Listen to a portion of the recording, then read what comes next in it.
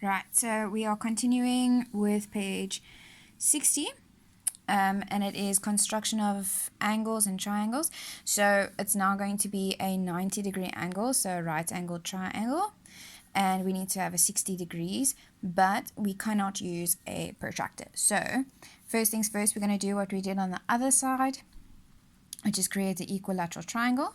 So I'm going to just draw a line that is 7 centimeters long. And then I'm going to do the same with my compass.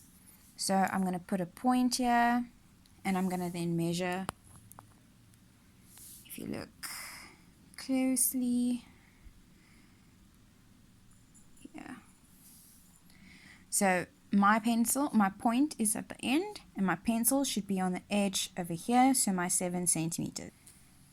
Right, so this is my 7 centimeters. I'm going to do a little curve here. And then I'm going to do a curve on top.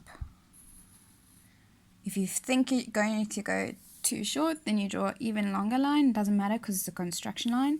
You're going to take the point again, put it on the other side. You can call it another side of it. So if I want to elaborate, I can call this one A, I can call this one D, and I can call this one Z.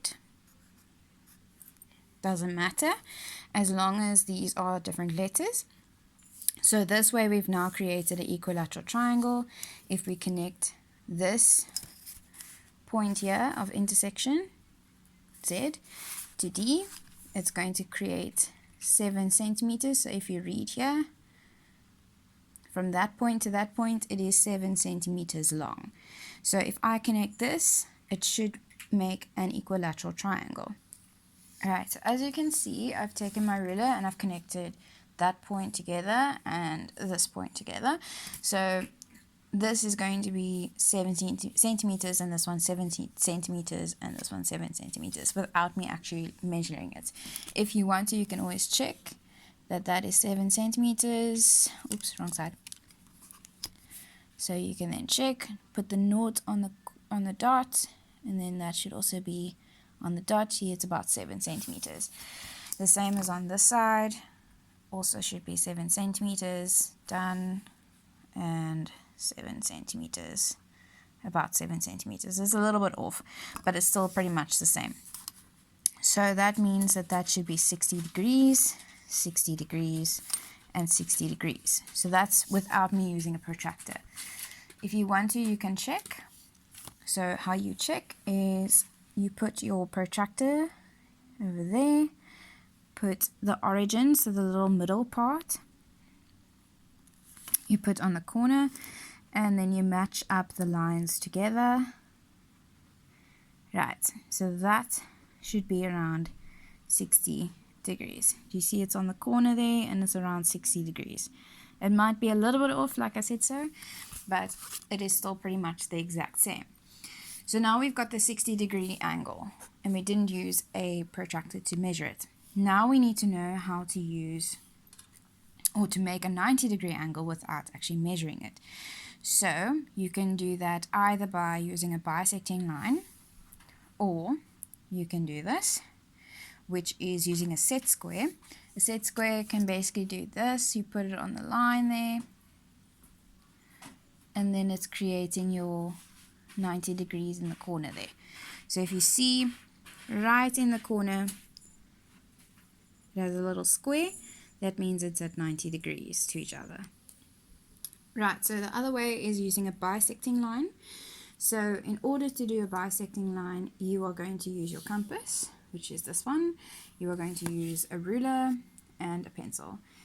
Just be careful because we might have some company. Right over there. Hello, Bella. Alright, so first of all, you need to just make this line a bit longer. So what we can do is you choose a point that you want to become 90 degrees. So I'm going to make a 90 degrees. So in order to do that, I'm going to take my ruler and I'm going to make it a bit longer. So let's say that I want to make it 4 centimeters on this side. Let's do that. So then I'm going to make an extra line on the side, and then we should have 4 as our middle. So if I do that, then my other point should be here as 8 centimeters. Okay. Right, as you can see, I've constructed the line. So I've just made this as 4 and this is 4. You don't have to measure it as that. I've just extended the line. So let's label this as E, and this can be F. Right, so what we're going to do is we're going to take our compass, right, and we are going to go past the midline. So if you look here, let's make it a bit more than 4 centimeters.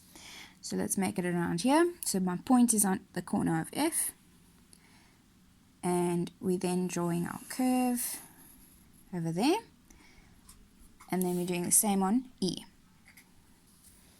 Right, so we do the same on E, draw the curve, and then you see they both make 2 meeting points, so one over there and one over there. So we can then call those, say, G and H. So I'm going to name that G and that H.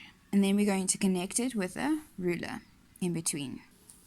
Right, so I've labeled that G and that H, and I connect the 2 dots together, and it's going to make a straight line in the middle, and that will then be my 90 degrees.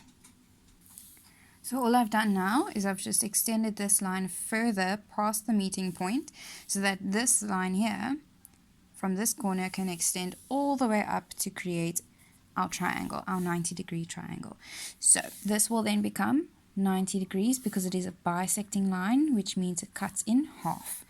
So it cuts this in half, which means this will be 90. If you want to check, you can always use your protractor, but like the instructions said, do not use your protractor to make it.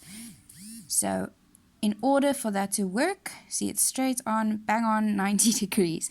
So in order for that to work, you need to show your construction lines, and that is how people will know that you have not used your protractor to create it.